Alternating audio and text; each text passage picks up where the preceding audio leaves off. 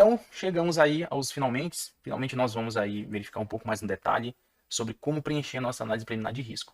Pessoal, esse modelo que nós vamos utilizar é o modelo Safe Start. O modelo de APR Safe Start, ele é utilizado em algumas unidades que compraram o programa Safe Start e que utiliza esse programa aí já implementado nas unidades. Então, esse modelo vai ser exclusivo para essas unidades. Eu trouxe esse modelo porque o que vai mudar da APR Safe Start para as demais é apenas essas perguntas relacionadas ao programa e o restante permanece mesmo, não muda basicamente nada. Então, por isso que eu trouxe essa que é mais completa, vamos dizer assim, quem já tem um programa implementado na unidade e utiliza ela, mas não vai fazer muita diferença aí para a sua que você usa que não tem um programa ainda. Primeiro, pessoal, eu utilizei um efeito aqui, mas quando eu passei pelo computador particular não deu muito certo. Mas enfim, acho que vai ser bom para vocês entenderem. Eu quis entrar um pouquinho mais no detalhe, que é para a gente entender um pouquinho mais no detalhe cada item da PR, tá? Então, começando. Data. Pessoal, uma das coisas que mais acontece no dia a dia de trabalho, rasurar data. Se você rasurar a data, mesmo que for pela maior inocência do mundo, a PR é inválida. A PR é um documento como qualquer um outro e tem validade legal, então por isso ela não pode ter nenhum tipo de rasuras. Então a dica que eu coloco nesse campo data é em relação às rasuras, tá? Não pode de maneira alguma ter rasuras aí nessa PR. Horário. É, alerta que eu trago para esse item, né? Apesar de a data e o horário ser algo que não precisa de tanta explicação assim, mas tem dois pontos aí que é importante. Uma eu já falei e outra da hora é em relação a carona aí na sua análise preliminar de risco. Isso não pode. Então, se a sua empresa gira em turno, né, de trabalho, se uma equipe fez análise preliminar de risco e essa equipe vai sair, exemplo, às 15 horas, a equipe que vai assumir o turno das 15 às 23 tem que se realizar uma nova análise preliminar de risco, tá? Então, jamais devemos pegar carona em APR.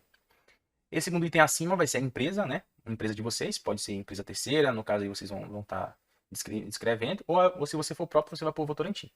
Esse campo área, muita gente ainda se confunde, que pensa que é mesmo o local onde você vai trabalhar, e não é, né? As áreas que temos aí em fábricas, né, variam entre a área de logística, a área de manutenção, a área de mineração, a área de manutenção.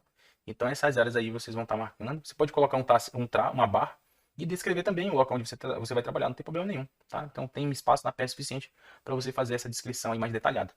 Pessoal, atividade. Vamos lá. Atividade basicamente é o resumo de tudo que tu vai fazer no dia, tá? Então, nesse ponto aí, você não precisa, vamos dizer, detalhar tudo que tu vai fazer durante o dia, tá? É basicamente o contexto de tudo que tu faz. Você vai descrever em atividade, tá bom? A parte mais detalhada a gente vai ver um pouquinho mais na frente. Então, o programa Safe Start na unidade de vocês vai ter algumas perguntas relacionadas ao programa. Isso daqui é basicamente para você ter um entendimento. Não é o objetivo do treinamento hoje, falar sobre o programa Safe Start, que vai trabalhar a parte comportamental, mas também está na PR. Então, acho que é importante falar, né, sobre os estados, né, estados que levam a pessoa a cometer erros, que por sua vez, ali, esses erros temos que ter técnicas de redução para que a gente consiga eliminar o risco. Então, esse aqui é um gabarito que é para fazer você responder algumas outras perguntas. É assim, são perguntas bem superficiais, bem simples, não, basicamente não precisa também um cara ter passado pelo treinamento de Safe Start para saber responder, né?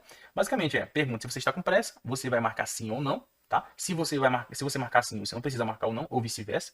Mesma coisa se você estou com alguma frustração que possa ter fim na execução da minha atividade, estou cansado para executar minha atividade, estou com placinho no campo sim ou não, tá?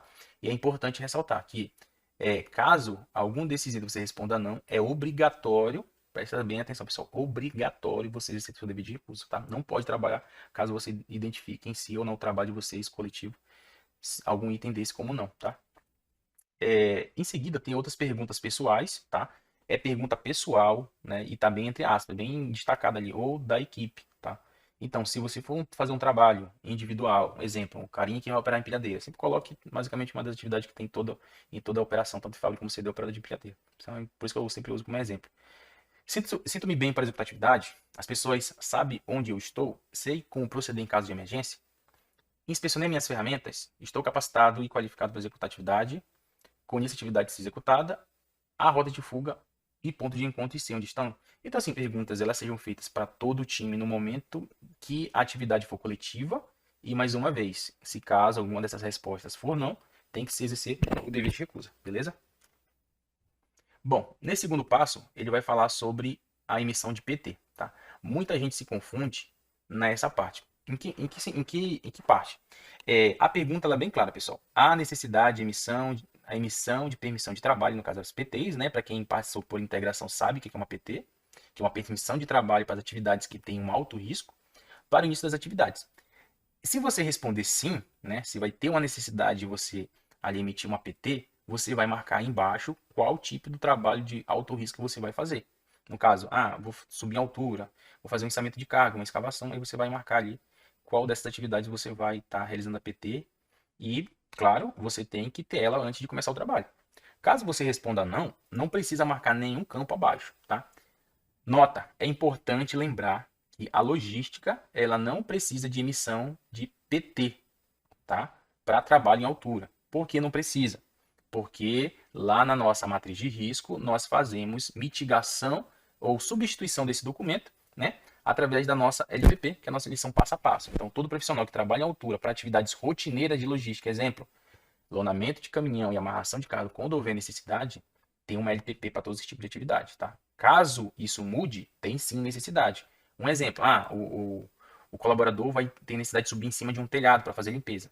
Então, mesmo que ele for funcionário da logística, ele tem que se fazer a emissão da PT, beleza?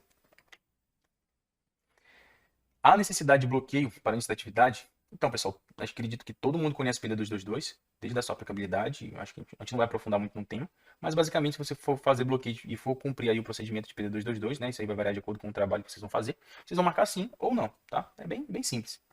Aí vem algumas perguntas relacionadas ao meio ambiente, umas perguntas bem fáceis. Aí é mais responder sim ou não aplicável. É tranquilo.